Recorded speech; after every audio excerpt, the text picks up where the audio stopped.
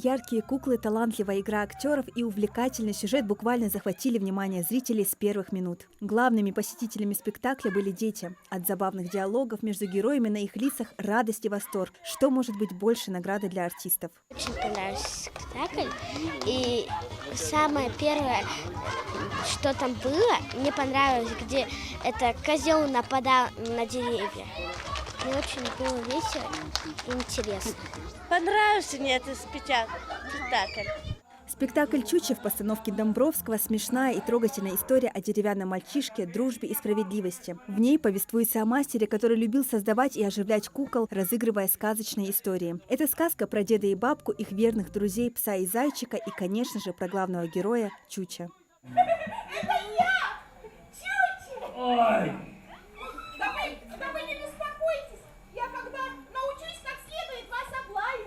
Выбор на эту музыкальную постановку пал неспроста. 21 марта все профессионалы и любители театра кукол отмечают Международный день кукольника. В этот день в Ингушском театре юного зрителя ежегодно проходит благотворительная акция «День открытых дверей». Руководство театра решило сделать для детишек подарок, уделив особое внимание семьям участников СВО. Их задачей было принести яркие и положительные эмоции.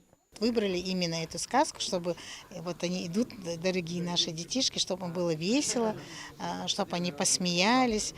Ну, не такой спектакль, чтобы был, чтобы им пришлось там задуматься. И так они много видят в этой жизни, тем более дети участников СВО, какое-то внимание, чтобы для них было. Но мы решили этот день сделать им веселым.